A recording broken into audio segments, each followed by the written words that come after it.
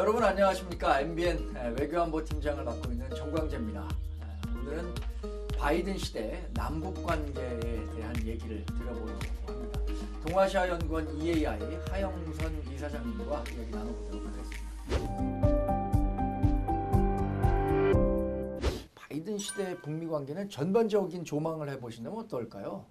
그 예측 불허의 시각에서 본다 그러면 이번 팀들은 아마 상대적으로는 상당히 예측 가능한 쪽이 많다고 생각이 됩니다. 예. 이미 뭐 대통령 취임하고 외교안보 분야는 인선이 끝났는데 네. 우리는 첫 번째 과업들이 정책 재검토라고 그러지만 예. 사실은 그거를 꼭 기다려야 될 이유는 없다고 생각합니다. 이미 대강 정책 재검토 해방이 어떻게 나올지는 어느 정도는 예측 가능한 거 아닌가 그런 생각이 들어요. 그러니까 그런 그 예측 불가능의 시대에서 예측 가능의 시대로 왔다는 거는 북미 관계든 남북 관계든 그러면 조금 더 중장기적으로 이런 방향으로 흘러가겠구나 예상해 볼 수 있는 거 아닌가요? 어떻게 예상하세요? 그러면? 대통령이나 국무부나 NSC 지금 새로 인선된 사람들이 대체적으로 기본 철학은 공유하고 있는 부분이 있어서 예. 대중정책이나 또는 대북한 정책은 일정한 방향을 보여줄 거라고 생각되는데요. 예. 크게 보면 한 뭐 서너 가지 우리가 이미 여기서 미리 쓴다 그러면 이미 거의 다 쓸 수 있는 내용이다. 왜 그러냐면 첫 번째는 아마 형식적인 차원면에서는 한 두 가지 그 합의가 이루어지고 있는 게 있습니다. 예. 일방적으로 탑다운으로 위에서 아래로 내려가는 그 트럼프 시대 정상회담만으로 가는 것은 바람직하지 않다. 네. 따라서 그 얘기는 실무진에서 그 대북 문제에 오랫동안 그 관여했던 사람들이 밑에서부터 정책 그 추천 올라가는 것과 정상회담이 아마 결합되는 형태로 갈게 하나.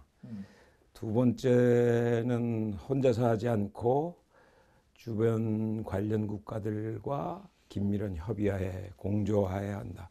뭐 특히 첫 번째는 한국일 거고 네.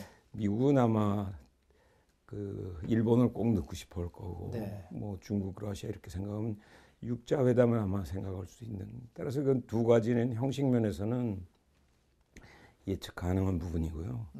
내용 면에서 트럼프하고 뭘 얼마나 달라지겠냐 하는 경우에 아마 내용 면에서는 동시에 한 두 가지 정도 생각해 볼 수 있는 것 네. 같아요. 첫 번째는 북한 비핵화라고 하는 문제를 새 정부가 들어서니까 따라서 그 궁극적인 목표를 북한 비핵화로만 설정하고 가겠냐. 그럴 것 같지는 않아요. 비교적 지금 현 새 팀들이 가지고 있는 그 외교안보 방향이라고 하는 것은 그 상당히 유연성을 가진 현실주의에 예. 쓰고 싶어 해서 1차적으로는 아마 핵동결 수준으로 가기는 하되 예. 궁극적으로는 북한이 비핵화로 가는 것에 관한 신뢰를 보여주는 형태 핵동결로 끌고 가겠다 하는 게 아마 중요한 목표일 거고 따라서 아마 정상회담이 시작된 그 북미 간의 협상이 시작되면 논의의 핵심은 미국은 핵동결을 거쳐서 비핵화로 가되 핵동결로만 끝나지 않으려면은 북한이 가지고 있는 모든 핵무기나 핵능력에 대한 신고, 검증 이런 것에 대한 협조가 필요하다. 북한 뭐 그동안 계산법이 그렇게 바뀌지 않았기 때문에 예. 제재 해제 또 체제 보장이라고 예. 하는 두 개의 카드를 가지고 테이블에 앉게 될 겁니다. 네. 마지막으로 내용상에 하나 우리가 조심을 해야 될 것은 그런 고를 추진하는데 지금 새 행정부가 가지고 있는 중요한 그 기본 가이드라인은 기왕에 추진했던 제재나 군사적인 억지는 반드시 유지하거나 궁극적으로 테이블로 가기 위해서 효율적으로 사용을 해야 되겠다. 네. 라고 아마 우리 정부가 조심스러운 아마 조정이 필요할 부분일 것 같고 예. 근데 이제 바이든 정부는 이제 막 출범을 했고 현 정부는 1년 4개월이면 임기가 끝나잖아요. 그런 측면에서의 어떤 문제점들 아니면 그 과정들을 어떻게 좀 조율해 갈 것인지 이런 것들도 관심일 것 같아요. 내 개인 생각으로는 이 한반도 남북한 문제 같은 거는 사실은 정부적인 정권적인 이해를 넘어선 부분이 있기 그렇죠. 때문에 예. 1년 4개월 동안에 그 무력의 무엇을 성과를 거두려고 하는 것은 조심스럽고 북의 향후 5년의 기본 방향과 예. 미국의 향후 4년의 기본 방향이 드러나는 속에서 예. 남은 1년 동안 우리가 할 것은 무엇인가? 다음번에 새 정부가 들어오면 또 5년 아니에요. 네. 그것이 일관성을 가지고 추진될 수 있어야 결과적으로 어떤 그 기대할 수 있는 어떤 타협점에 이르지 그동안 4년 우리가 해온 것에 마무리하기 위한 1년 4개월을 보내겠다. 네. 그런 경우는 아마 우리의 예상이나 기대와는 달리 미국도 그렇고 북한도 그렇고 우리가 가려고 하는 것과 잘 조율하는 데 상당히 어려움을 느낄 수 있을 겁니다. 네. 사실 94년 제네바 합의부터 지금까지 한 30년 가까운 시간이 지났지만 평행선을 달린다고 하면 그 평행의 이 폭이 이사장님은 좀 좁아졌다고 생각하십니까? 아니면 오히려 더 넓어졌다고 생각하세요? 북이 핵을 개발했다는 면에서는 더 어려워진, 더 넓어진 거죠. 부분이 예. 있죠. 근데 기본적인 면에서의 성격은 여전히 비슷한 걸 가지고 지금 갑론을박하고 있는 것입니다. 왜 그러냐면 핵을 개발한 것 자체 왜 북이 그러면 이 어려운 속에서 핵을 개발하냐 네.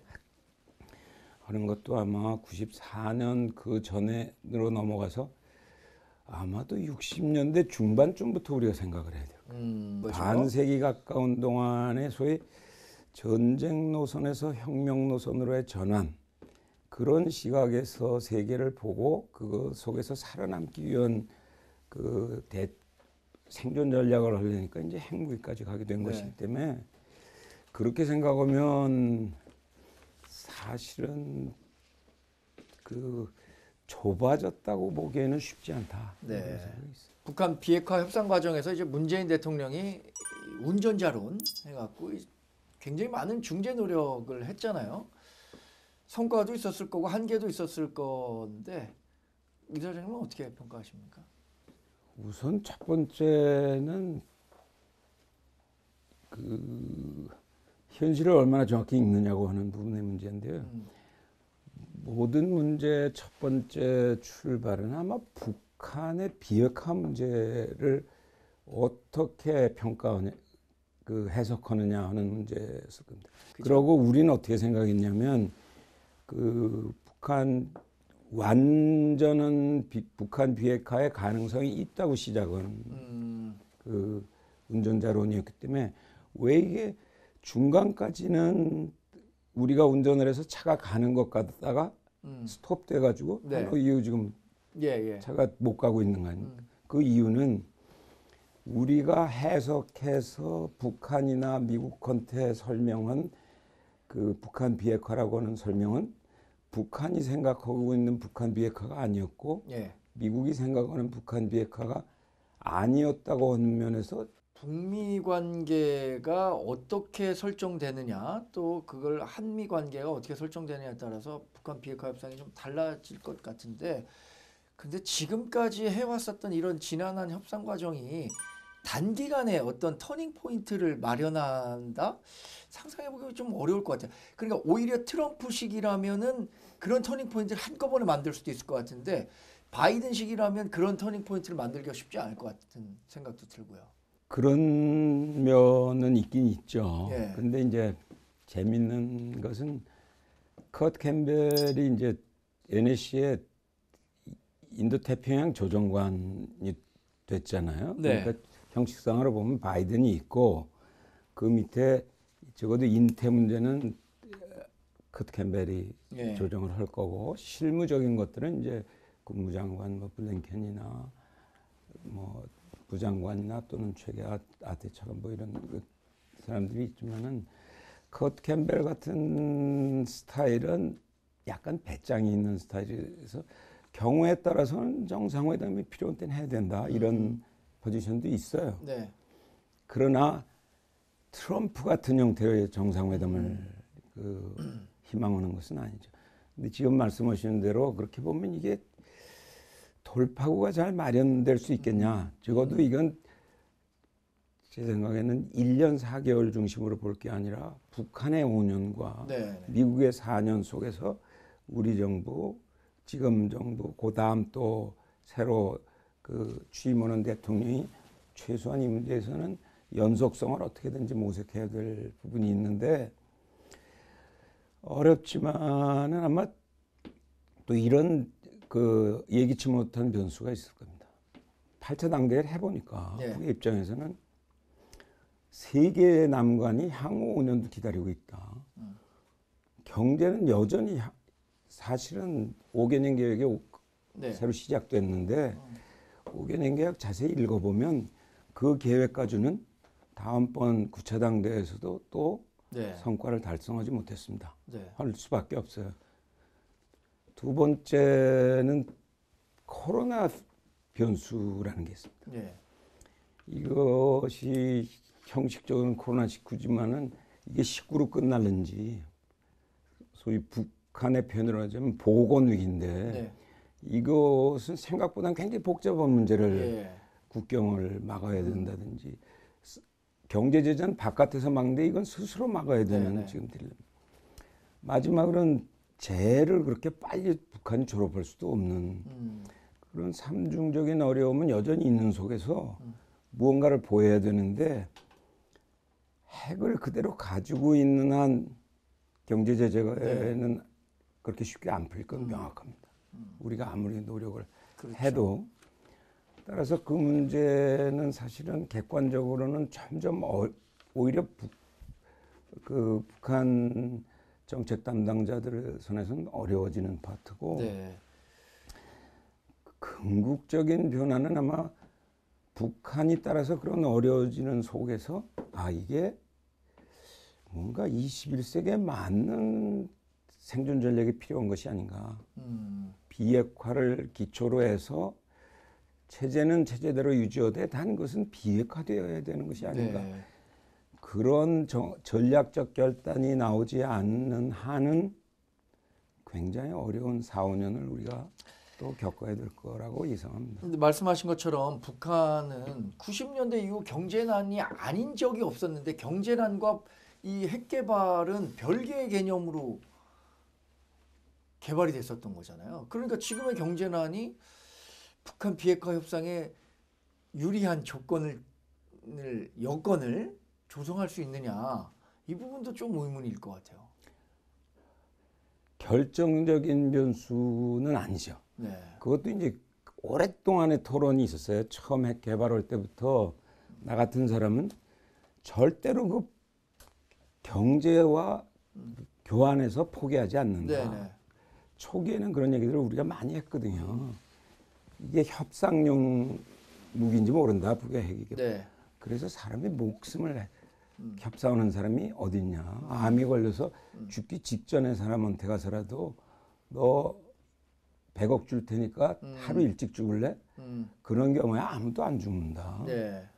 따라서 북은 주관적으로 생각하기에 이것은 그 체제의 생존이라고 생각하기 네. 때문에 그 어려움을 포기 안 하는 문제가 생긴 것인데 따라서 그 무리해서 두 개를 가지고 계속 와봤는데 현재까지 계속 와보니까 여전히 해결은 안 난단 말이에요. 네.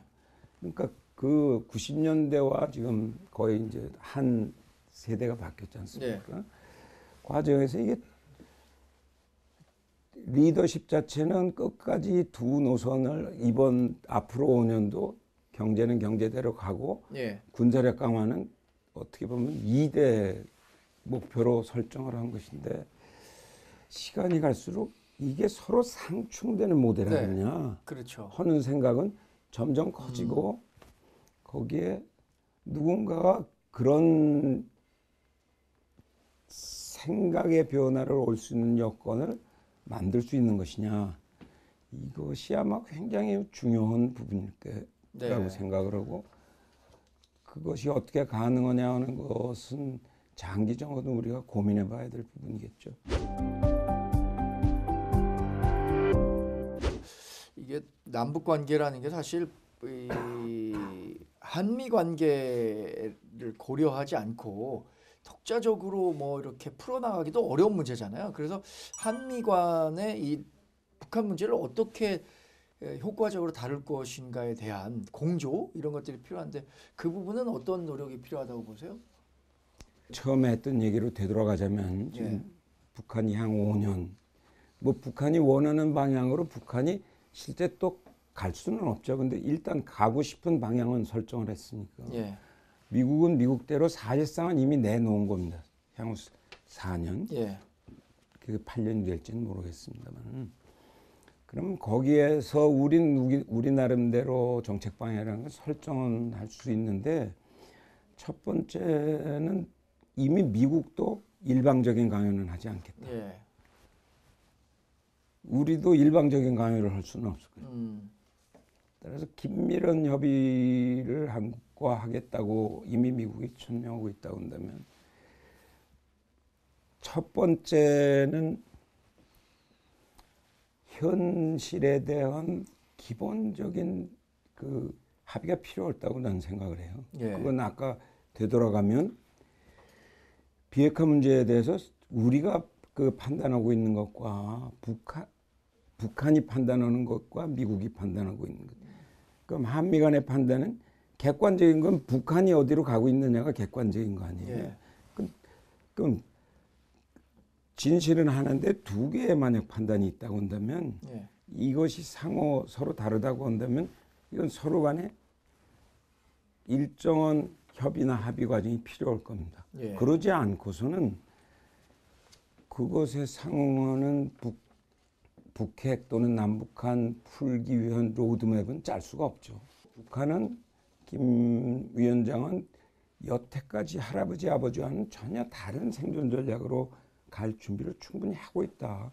예. 우리가 조금만 노력하면 된다고 생각하는 것하고 미국은 그것보다는 복잡하게 생각을 하고 따라서 그 가다가 혼란이 일어나는 것을 막기 위해서도 제재나 억지를 굉장히 조심스럽게 풀어야 되고 예. 그것에 대해서 새로운 생존 번영 전략으로 가기 위한 아주 초보적인 그 협력 관계 협상은 시작한다. 네. 그리고 마지막은 최종적인 결단을 안 했기 때문에 내부적으로 그러면 리더십이 과연 그런 결단을 하겠느냐를 우리가 주목해서 보자 그러기 때문에 현실에 대한 한미 간의 그 허심탄회한 논의가 필요한 부분이 있어야 되고 예. 그걸 같은 베이스 위에서 두 번째로 짜야 될 건 로드맵이 마련이 돼야죠. 우리 경우에 가령 우리 정부 초기에 했던 평화 프로세스 같은 것들을 마련한 그것을 그냥 일방적으로 가져가서 미국을 떠먹이려고 그러면 미국은 절대 안 받을 겁니다. 네. 그럼 미국은 미국대로 평화 프로세스를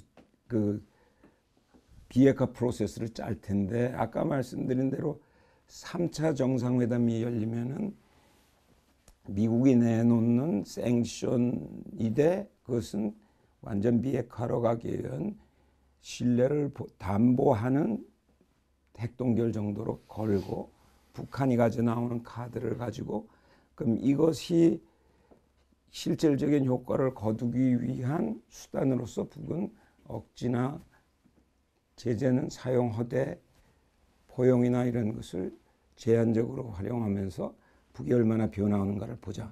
이렇게 나오는 로드맵을 이미 짜고 있을 겁니다. 네. 그러면 그걸 생각을 하고 그중에 우리가 생각하기에는 어느 부분이 조금 더 강조돼야 된다든지 또는